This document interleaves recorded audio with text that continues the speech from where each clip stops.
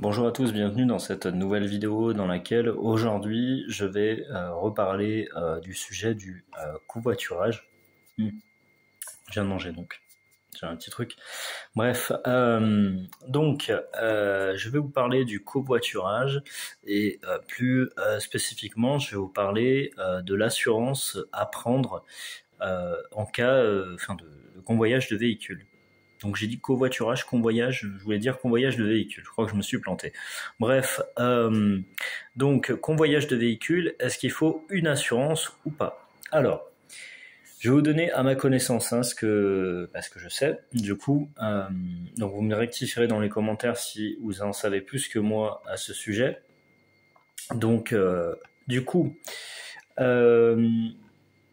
donc les assurances. Donc si vous vous inscrivez sur des plateformes comme iFlow, comme PopValet, pour les deux principales que j'ai moi-même expérimenté, notamment pour PopValet, eh bien du coup, non c'est pas PopValet, c'était iFlow.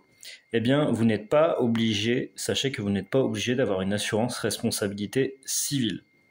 En revanche, si vous êtes indépendant, mettons par exemple, vous vous lancez, peu importe, j'allais prendre mon exemple personnel parce que voilà, moi j'ai travaillé avec Freka entre autres, mais peu importe, vous vous lancez en indépendant, et là, vous vous dites, est-ce que j'ai vraiment besoin d'une assurance responsabilité civile? Oui. Et là, vous devez y souscrire puisque vous êtes indépendant. Donc là, s'il y a un dommage, vous n'êtes pas couvert par la plateforme. Et j'émets aussi des bémols sur les conditions générales d'assurance de la plateforme. Je n'ai pas été voir, parce que je vous avoue que bon, c'est barbant, c'est chiant, donc j'ai pas fait tout vérifier les conditions générales, notamment en cas d'accident par rapport aux plateformes, si réellement elles vous couvrent. Donc, si c'est un accrochage, mettons, un accrochage, par exemple, un petit éclat de peinture, je sais pas, un frottement sur le véhicule, sur le pneu, voilà, ce genre de truc, je pense que iFlow par exemple ou PopValet vont couvrir ce genre de dégâts, voilà, minimal. Par contre, si demain vous avez un accident avec un tiers, donc avec le véhicule que vous êtes en train d'amener, d'acheminer d'un point A à un point B, que voilà, je sais pas, pour X raison, je sais pas, vous avez un moment, bref, vous avez un accident qui est important, qui peut occasionner des dommages à vous-même ou à autrui, en tout cas des dommages matériels et ou des dommages matériels importants au véhicule. Dans ce cas de figure, là effectivement, eh bien,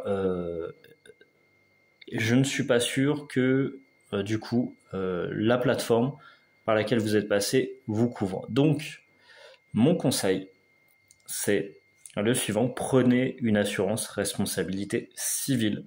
À partir du moment où, même si vous faites la première course, peu importe, vous inscrivez sur une plateforme. Alors admettons, allez, vous avez fait un petit trajet. Moi, ce que je vous recommande de ma petite expérience, c'est faites un trajet, je sais pas, de 50 km, vraiment un truc tranquille, avec un véhicule facile à conduire, une berline.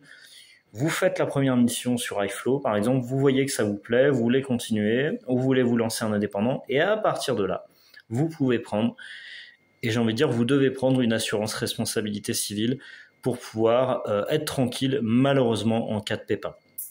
Et pour finir cette courte vidéo, je dirais, puisque j'ai eu une discussion avec un chauffeur Uber, je crois que c'était, je sais plus si c'était le soir où j'avais fini une course, un machin, enfin bref, j'ai eu une discussion avec un chauffeur Uber, et qui m'a dit, en fait, tu vois, la route, c'est un véritable métier, il y a des risques, même si on se dit, voilà, j'ai bien dormi, je suis en forme, c'est bon, je connais, le véhicule, je le maîtrise, ce trajet, je le connais par cœur. Je vais vous prendre un dernier cas de figure qui m'est arrivé pas plus tard qu'il y a 3 jours. Ah, ça, c'était au niveau personnel, c'était quelque chose de perso.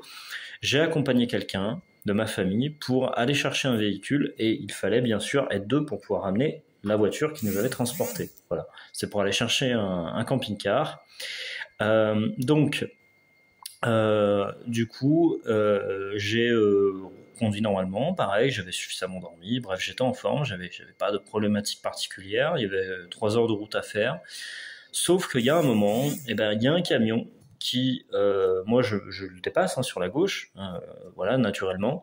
Il y a un camion qui s'était rabattu, je crois, sur la droite.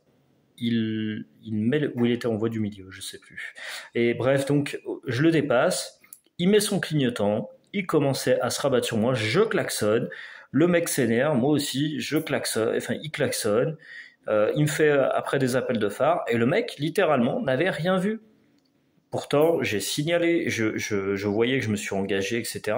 Le mec met son clignotant et avec un camion et il y a un angle mort, le mec ne voit pas tout de suite la voiture. Bref, voilà, c'est tout ça pour dire que peu importe la situation que vous rencontrez, c'est que vous risquez à un moment donné, d'avoir un problème. Ça peut être vous qui avez un défaut de vigilance, ça peut être voilà, une autre personne, il peut se passer plein de choses sur la route sans vous mettre en mode sans être en mode flippé, etc. C'est juste qu'il faut être conscient de ça. Donc voilà, tout ça pour résumer, que il faut mieux prendre une assurance responsabilité civile et vous pourrez exercer votre métier dans de très bonnes conditions. Voilà. J'espère que cette vidéo vous a été utile, mon message était très clair, très simple. Donc si vous avez aimé cette vidéo, je vous invite à la liker, à vous abonner à cette chaîne. Et moi, je vous dis à bientôt pour une prochaine vidéo. Salut!